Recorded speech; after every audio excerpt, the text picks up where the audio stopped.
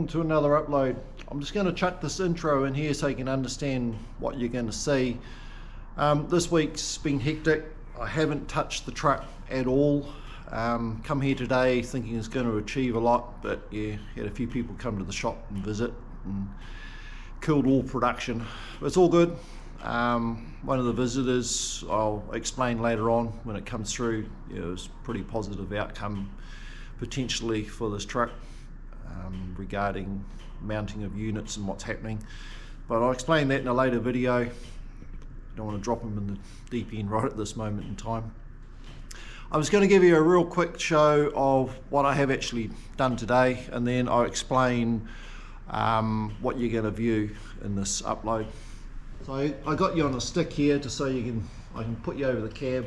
I've gone along and done the rivet heads with body filler. I have yet to obviously sand them off, get them looking right, and hopefully this will work. I've put a line of bead sealant along the back on the join, even that it's got butyl rubber under the join, but that's happened. And a little bit dark, probably way too dark for it, but I cut, you can see the white foam in there. Started cutting a couple of foams to reline the interior with new foams, because I know the old stuff will break down eventually and start falling to pieces. So just to explain on the video I'm going to chuck up on for this upload, obviously I grabbed it the other week. It was a nice fine day here. We had a bit of a warm front pass through, so I seized the opportunity to put my transporter on my concrete pad I've got here outside, because I can't currently get it in the workshop here obviously due to this truck. It's due for a annual inspection, or a COF as we call them here, certificate of fitness. So it'll go in and get a full inspection, be put on the brake machine. So I thought I'll grab a couple of shots on what I actually do. It's not a how-to video, as I'm probably going to explain in my double intro, but it's just what I do to prepare it. I don't obviously have to do as much as some people would do because the truck doesn't get used. So from test to test, it's maintained really well. I thought you might enjoy it for the overseas viewers, just to have a look underneath. And I mean, a truck's a truck. I realise they've all got wheels, they've got brakes, everything wears out. Just to show you some of the things we do. When I take the truck in for a inspection, I might ask the question or decide whether I'm going to take the camera with me. I don't think they'll allow me to film at the inspection, probably not allowed to. I'd like to show the brake machine possibly, and just some of the numbers. I'll ask, I can only get told, but no. Today is service day for the truck, so I'm going to go through and do my inspection on it and get it ready for our annual inspection we have to go for. So I was just going to show you a few basic things I do. I mean, it's not a this is how you do it video. It's just for those people overseas who maybe don't have to do it like this. I realise local content have already seen this before. If they own a truck, they know what they got to do. But yeah, as I said, it's just for my overseas viewers following my channel. So grab a few shots as we go.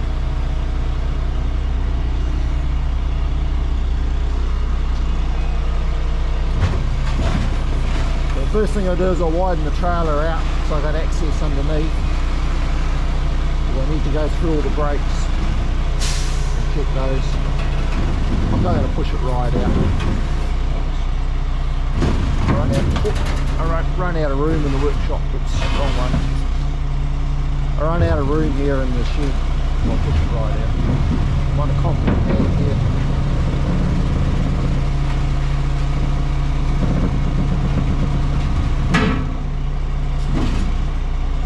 And yes, it will go a lot wider than that too. Or a bit more. Push it right out.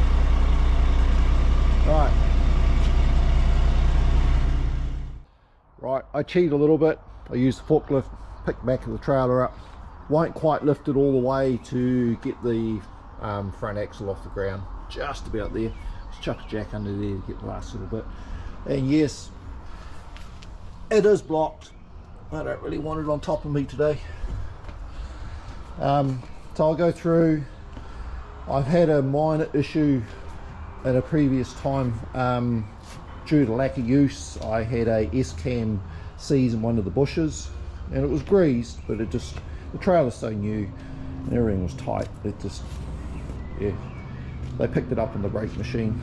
So I like to unwind the slack adjusters, make sure all that's moving freely, and then I blow out the brake drums, give them a clean, get rid of the brake dust if there's any in there, and then I'll reset the brakes. And yeah, the trailer is full of air, make sure of that, and the truck doesn't leak. But sometimes, to be safe, I will plug an air line into the system. It's going to be there for quite a while. Make sure it's full of air. I'm just pulling the hose out. So I'll grab my tools and I'll jump underneath and go along, do that. Then obviously I'll reset the brakes, put a bar in, check any wheel bearings, and spin the wheel, make sure it's all true to alignment, no issues, and just do a visual inspection, no loose bolts, cracks or oil leaks anywhere. Okay, I'll give you a basic on what I do. Make sure the retainer moves and unwind. If you start unwinding and it pulls the rod down here immediately, it means you got more resistance in your shaft. That one sets, yeah, moving real nice. The other ones are a little bit in the end of the on the S cam, so it starts to pull the slack adjuster. Yeah, so if it pulls the slack adjuster immediately, it's seized in one of the bushes. So I do that, and then I give it a quick blowout.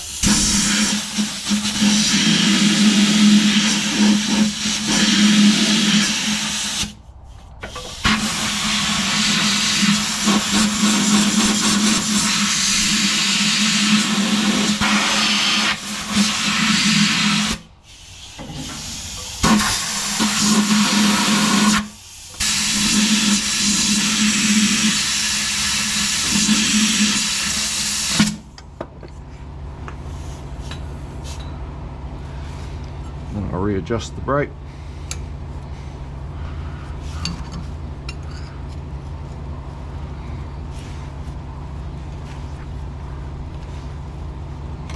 So I normally wind it on, so that's tight there. It's on, can't move it. I just back it off quarter of a turn and try the wheel. See if it moves. Yeah, it's pretty close. That's all right.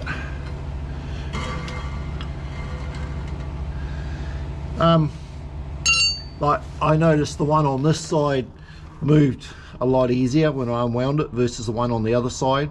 So when I go on the brake machine, that'll be picked up. There will be an imbalance on the braking. It's because of the resistance in the bushes on there. The air pressure is obviously pushing, but it's not getting as much effort to the actual lining. I stand to be corrected here. I think it's something like 21 or 20% imbalance. I'm only just guessing at that. I don't know what the rules are exactly now. And yeah, if you got more than that, it's a fail. So I normally average, sometimes I'm only 3%, other times I'm 10% imbalance, just depends. If it's been raining, you go in there with wet linings. I mean, you can try and heat it all up before you get there, and then you sit in the lineup for maybe an hour, wait to go in, so everything cools off again. It's a bit of a futile exercise. So that's just a quick what I do on the brakes, and then I do just a quick visual, like the bottom airbags, make sure the bolts are in. Conditions of the airbags, they're fully stretched obviously, but they're not stretched because of the chains holding the axle arrangement up. But yeah, just make sure they're not rolled and cracked and all that. And then shock absorber, I've been caught out before with bushes. I just give them a quick twist, make sure they're right. Obviously look at the bolts, make sure all the nuts are on. Same with all this, make sure everything's on. It actually needs a wash. I'll give it a quick clean while it's widened out. I'm pretty careful when I do that. I make sure I don't wash anywhere near the brakes. I've blown grease in there before and yeah, I had issues. So Same thing, just look at the bolts. You can soon see if something's been moving. Quick visual for cracks or hoses rubbing, that's another thing obviously.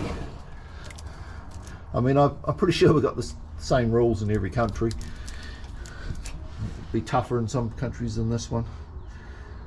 So, whether I can show this or not, the light may get on the camera. Yeah, lighting's not too good. So there's the hydraulic ram. Goes out to the side of the trailer there. So there's 4 of those, and this device here is your locker. So that's got an air pot on it, and when you're widening, I've actually got marks on the rams on the top up here, so I know where I am. Guys who do it all the time, they just visually look at it, and then you flick the switch and that air lock will just snap in. You normally click it when you're close to it, and it just sit on there, and then you hear it all goes with a big bang and it locks in immediately. So there, yeah, so we've still got from centre to centre, that's how much more we can go out yet on this trailer. Another 150 or something like that maybe, just a guess. So I just thought I'll show you that. So everything I do on there is times 6, and yeah, this back axle only runs a service brake. They're not parking brakes on there. The other 2 axles up the front got spring pots on them. The other side of the beam, main beam of the trailer. All the hoses are on a link up there. I'll swing out with it. Right, I'll carry on and do the rest. Right, moved on to the tractor unit now. Done the same, picked it up with a forklift. I don't wind these brakes off on this truck. Sorry, it's a bit windy out here. Camera will probably pick up the wind noise. This has got auto adjusters on it. They're not a problem, you just pull the button and wind them, but I've never had a brake issue on this truck, so I might just turn it until I can hear it touch, and I just leave it alone and then give it a good grease and check everything over as I have with the rest of the unit. Make sure we've got no loose bolts, airbags damaged or anything. Check the lights. Yeah, it's a little bit of paperwork required for the 5th wheel. Got to clean that, give that a full inspection. Most carriers doing big mileage, yeah, I assume they would probably just about strip their 5th wheel, do an inspection and then put it back together. It depends what the recommendations are for the manufacturer's side of it for the 5th wheel. I could be saying things which are incorrect here, don't shoot me down, just yeah, what I've had to sort of go through. This truck's only got 50,000 kilometers on it from new, so it hadn't been anywhere. Pretty tidy. So I'll do the back half, and then I'll chuck the jack under the front axle, check the kingpins and all that, wheel bearings obviously front and rear, and check the front brakes. And yeah, I'm looking at all the wheel nuts and all that type of thing. I know I've just had this axle off. I've just sorry, I know the wind's bad. I've just had this axle off here and just put a set of tyres on here, first time. I know they're okay. I'll try and get out of the wind. So I'll chuck a little end on this video and say thanks for viewing. I hope you enjoyed what you did see. I know it's not a lot about the actual build of the Pete at the moment, but summer's coming. I'll try and get some of the other things out of the way that's hanging me in life at the moment. And then yeah, when the summer hits, I should have more time to work on this, hopefully, and the weather will be right for painting. So it's moving along really good, considering it was only April, I think, something like that, when I obtained this truck. And yeah, I achieved a lot through the winter. It's been good progress. My goal is to get it on the road, obviously, and enjoy it. I'm really looking forward to it. It's quite a project. Yeah, I'll end the video there, and as I say again, thanks for viewing. I appreciate your comments, and feel free to put them up. I enjoy reading them, and yeah, makes the channel worthwhile.